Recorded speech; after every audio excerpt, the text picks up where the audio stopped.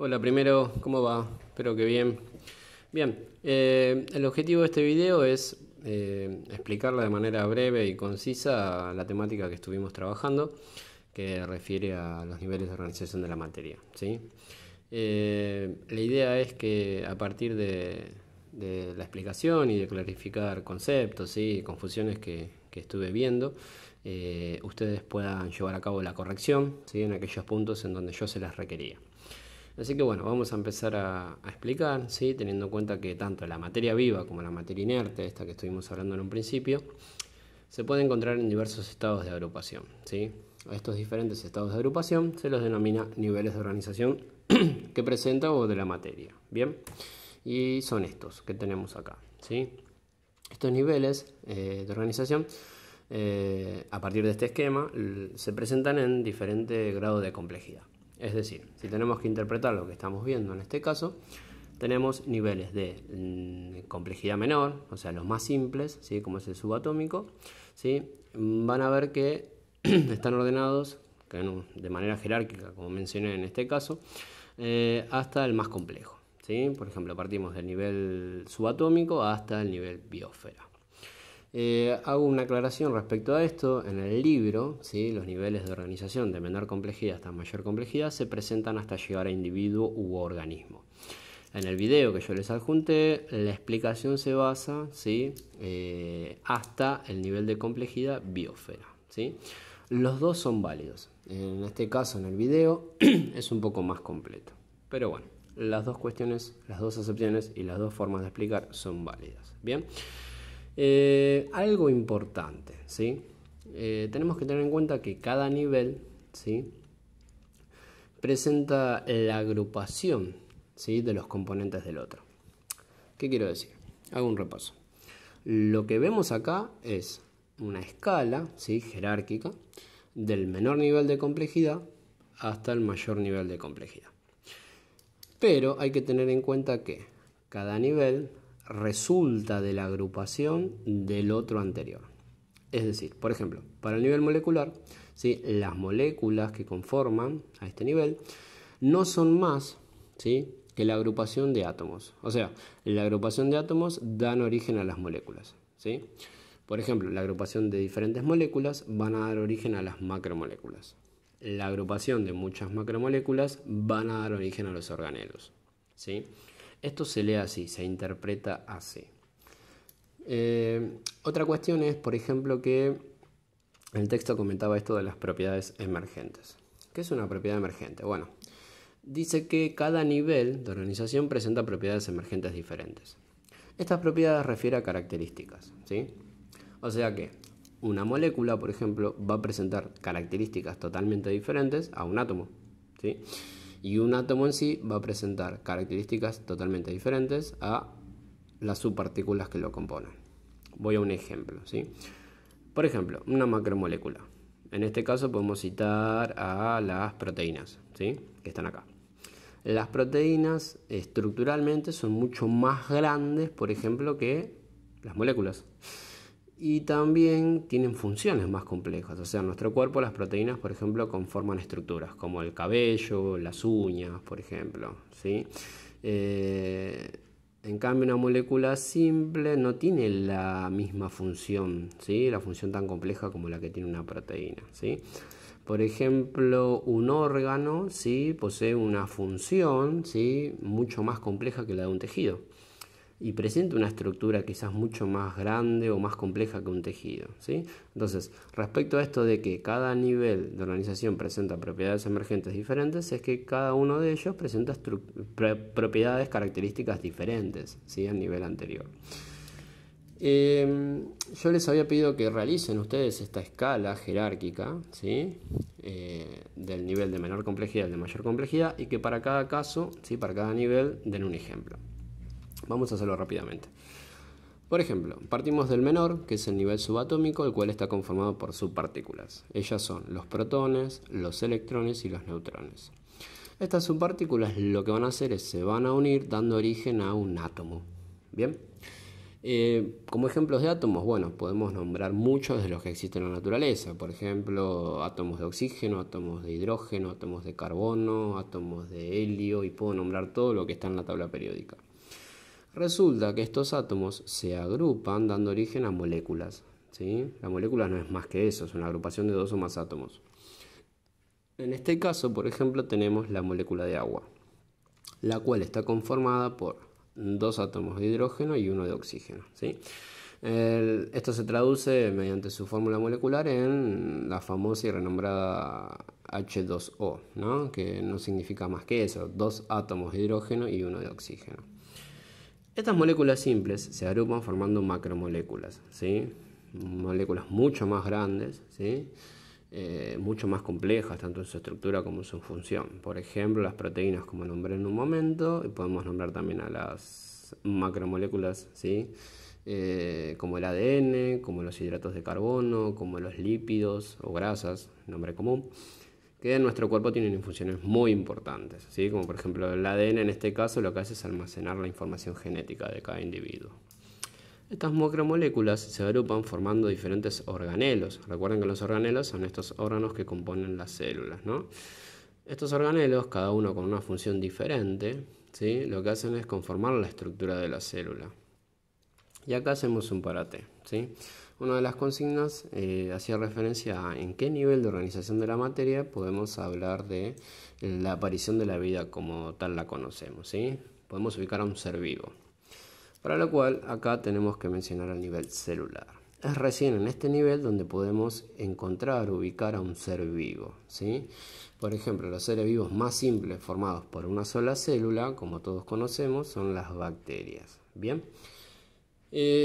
Las células se agrupan conformando diferentes tejidos, ¿sí? Por ejemplo, existe un tipo celular en nuestro cuerpo que son las neuronas, ¿sí?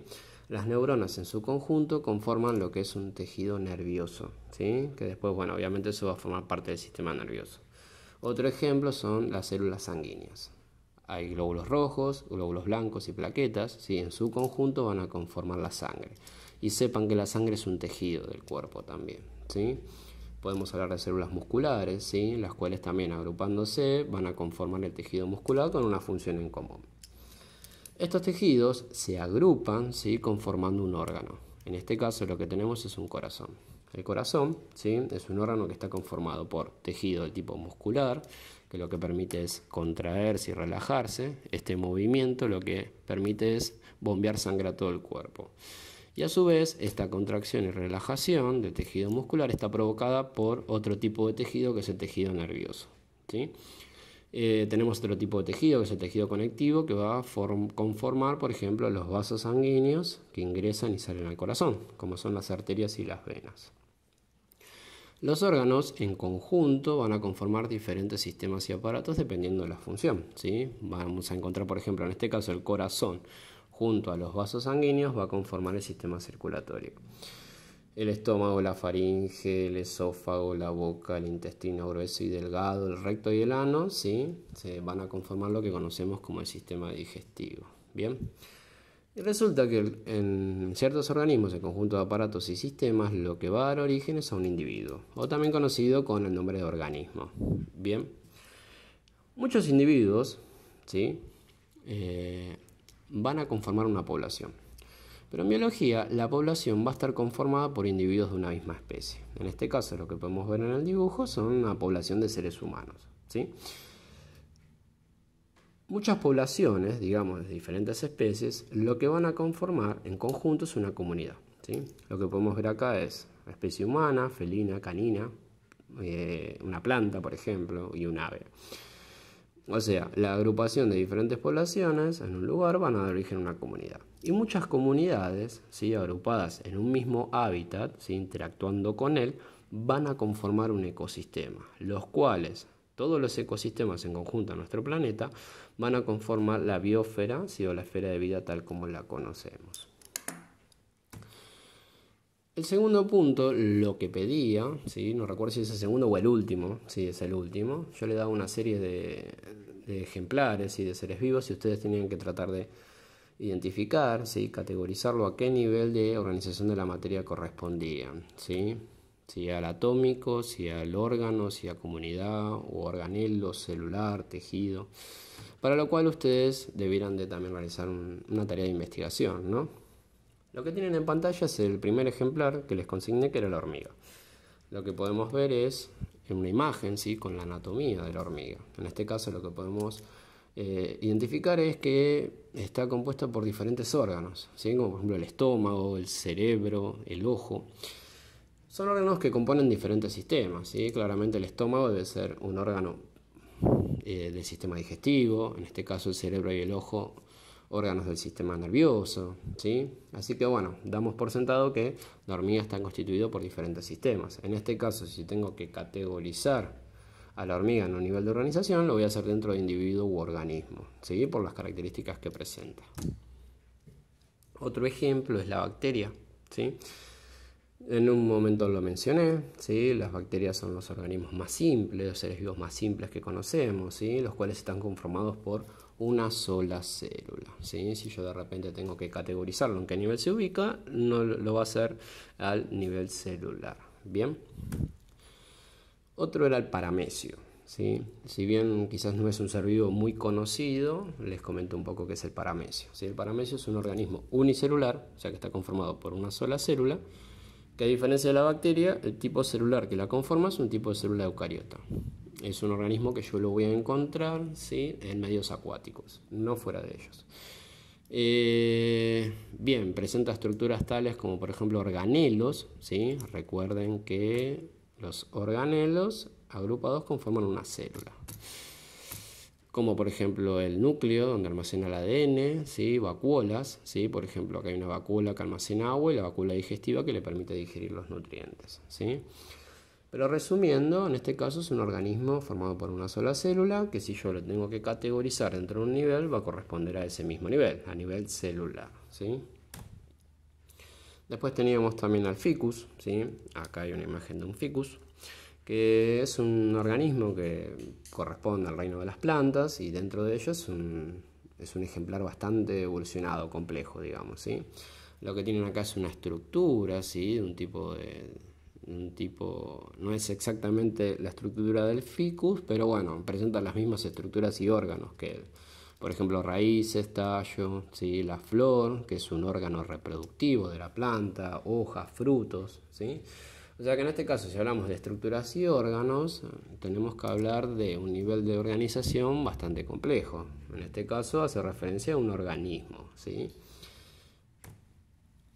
Aquí lo que tenemos son las levaduras, que era otro ejemplar consignado, ¿sí? Y sepan un poco que las levaduras son hongos, ¿sí? Son los hongos más simples que podemos encontrar, son hongos unicelulares. Lo que tienen acá en pantalla es una foto obtenida a partir del microscopio, ¿sí?, el cual nos muestra levadura por levadura, ¿sí? Son diferentes levaduras, ¿sí? ¿Por qué pongo esta imagen? Porque obviamente la levadura tiene uso comestible, ¿sí? La podemos comprar en un almacén, en un supermercado, que vienen cuadraditos. Esos cuadraditos tienen este tipo de organismos, ¿sí? ¿Para qué se utiliza la levadura? Bueno, al combinarla con harina, con agua caliente y con sal, por ejemplo, lo que producimos es que nuestra mezcla, ¿sí?, nuestra masa se eleve, aumente de tamaño. ¿Por qué va a aumentar de tamaño? Obviamente porque al alimentarse de estos componentes que yo le agrego, ¿sí?, estos hongos unicelulares se alimentan y producto de su metabolismo liberan un gas. Ese gas es dióxido de carbono, que lo que hace es que se infle la masa. Por eso tenemos que, a partir de realizar la mezcla, introducir la levadura con estos componentes, esperar un tiempo, ¿sí? Esperar que las levaduras se alimenten y que liberen este gas, así me infla la masa. ¿Dónde lo voy a ubicar? ¿En qué nivel? Obviamente en el nivel celular, ¿sí? Lo que tenemos en pantalla es otro ejemplar consignado, que es la esponja de mar, ¿sí? Acá tienen una imagen real de la esponja de mar, ¿sí? Sepan que es un animal, ¿sí? Mucho tiempo fue considerado una planta. Son animales de hábitat acuáticos, viven fijos al sustrato, son sésiles, o sea, no tienen movimiento, ¿sí? Son filtradores, se alimentan por, obviamente, filtrando las partículas que están presentes en el agua, ¿sí? Y respecto a su estructura, está conformado por diferentes células, ¿sí? Cada célula tiene una función específica, tanto de nutrición como de excreción, ¿sí? Estas células, si bien están agrupadas, formando la estructura de la esponja, no forman tejidos verdaderos, ¿sí? Por lo cual, si yo tengo que categorizar a este animal dentro de un nivel de organización, lo voy a hacer en el nivel celular. Bien. Después lo que tenemos también a categorizar es la medusa. La medusa es un animal de hábitats acuáticos, ¿sí? Lo que tiene la medusa particularmente es que tiene tejidos muy desarrollados, pero esos tejidos no conforman órganos verdaderos, ¿sí? Uno de sus tejidos muy desarrollados, por ejemplo, es el tejido nervioso. ¿En dónde lo podemos evidenciar? Bueno, obviamente en su forma de capturar presas y alimentarse. ¿Por qué? ¿Ven estos tentáculos? Bueno, estos tentáculos están, en este caso, conformados por células del tipo nerviosa, ¿sí? Que al contacto con una presa, estos tentáculos tienden a replegarse. Bien. Hay otro tipo de medusas, ¿sí? Que lo que tienen en esos tentáculos, aparte de células nerviosas, son células urticantes, que liberan un tipo de... segregan un tipo de sustancia que lo que hace es paralizar al pez. O sea que no solamente lo atrapan, lo fijan y lo retienen, ¿sí? Sino que también lo paralizan, ¿sí? A partir del agregado de esta sustancia neurotóxica. Una vez que el pez está totalmente inmovilizado, como dije anteriormente, estos tentáculos se repliegan y lo que hace es llevar el pez, la presa, hacia su cavidad gastrovascular, ¿sí? Que es esta que está acá adentro, para obviamente poder digerirlo. Así que si de repente tenemos que categorizar a este animal dentro de un nivel de organización, ¿sí? Lo vamos a hacer dentro de un nivel tejido, nivel tisular. Recuerden que no conforma órganos verdaderos, ¿sí? Y por último teníamos el león, ¿sí? Que el león, ¿sí? No difiere mucho de nuestra estructura anatómica, ¿sí? El mismo presenta, como lo ven en la imagen, diferentes órganos, ¿sí? Que se agrupan formando diferentes sistemas. El león en este caso va a presentar, tal como nosotros, ¿sí? Al ser un mamífero, sistema digestivo, sistema excretor, sistema respiratorio, sistema circulatorio. Bien. Así que bueno, gente, espero haber sido bastante claro y los invito, como dije en un principio, a realizar la corrección de sus tareas. Nos estaremos viendo en otro videito. Les mando un saludo muy grande.